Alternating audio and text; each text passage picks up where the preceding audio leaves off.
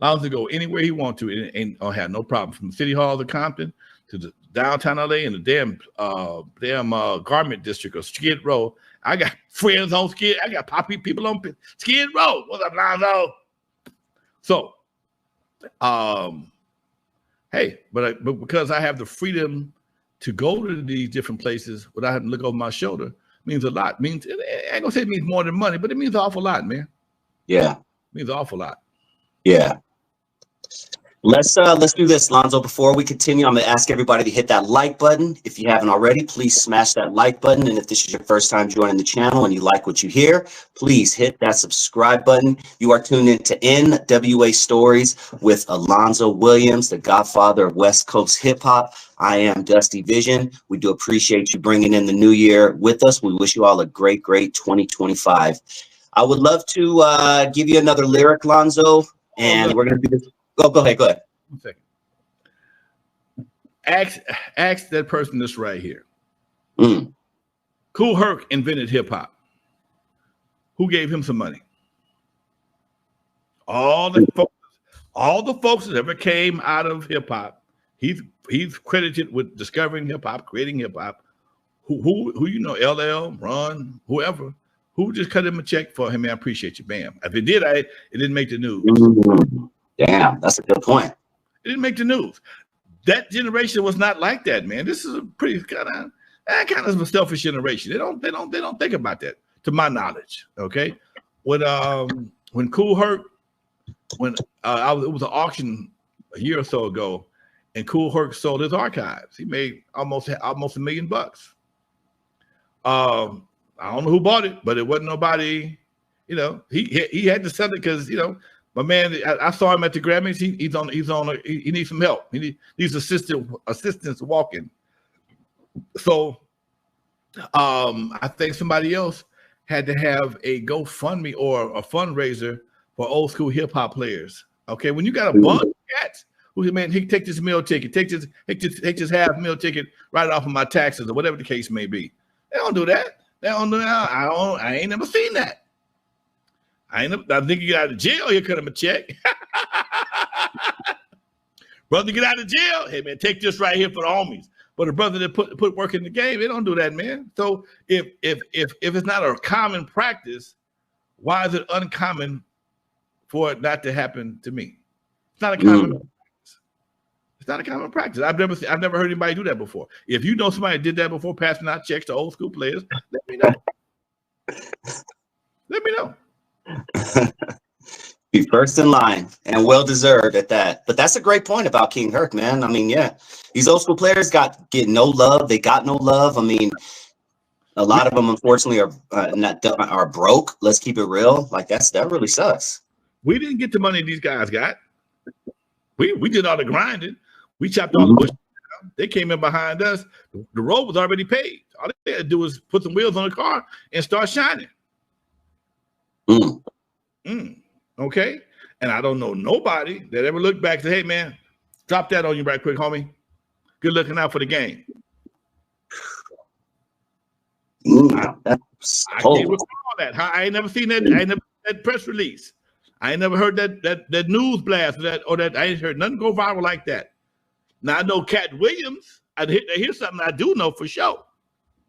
Cat Williams, partner of mine, on the nightclub, the French Quarters in Bellflower. Cat Williams was a regular down there. Ernest told me himself, Cat Williams would drop 5 or 10,000. Man, I love you, man. Here, take this right here. Just hit him in the hip with 5 or 10 racks. Did it more than once. But people are different. You know, some people are more appreciative than others. Some people think they did it all by themselves. They don't owe nobody nothing. Hey, that's where the game goes, Doc. So unless you got another situation that you can compare to mine, you might want to leave this the fuck alone. There it is. There it is. Now let's do our bit, Lonzo, where I give you a lyric and we break it down. And Tupac is going to be probably the one that we use a lot. He's one of my favorite rappers. He just has so many great lyrics. when you break his stuff down. But this lyric is from the song Ghetto Gospel, and it goes like this. Before we find world peace, we got to find peace and end the war in the streets. Simple, easy line. I'll say it again so we can break it down. I would love what Lonzo thinks on this. Before we find world peace, we got to find peace and end the war in the streets. When you hear that, what are your thoughts? That he's absolutely right, and that we have to lead by example, man. We're being led by example. The wars that go around the world, we emulate what we see. But just like music and art can emulate music and life can imitate art, and life can imitate, can influence the streets. Because if you have a situation in the streets where people come together and start realizing, maybe he ain't the problem after all. That's your problem right there.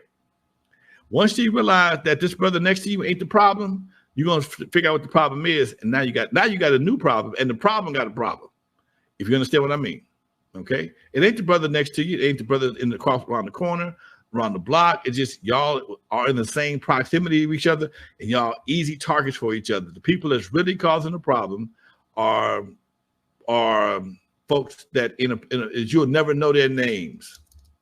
They're so high up in society that you never know their names. Or it may be corporations.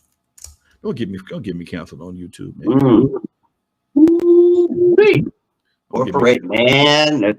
Go down that rabbit hole, folks. If you don't know, go down that rabbit hole. Don't get me canceled, please. Man. Well, speaking of Pac, you said in the past that Tupac was, quote, the ultimate gangster. Tell us what you meant by that. We did a whole video on that about 4 or 5 years ago. What when you say Pac is the ultimate gangster, what do you mean? Pac is the only rapper I've ever known that ever came to another black man's aid and he didn't know who he was. Pac was in Atlanta, Georgia, saw a brother getting jumped on by 2 white boys, didn't know they was cops. Came out blasting. Okay? Went to court and beat the case.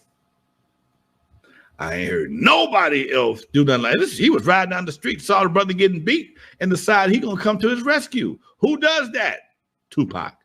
Put on this goddamn Superman cape, and got to shooting folks and got people off of him, caught a case.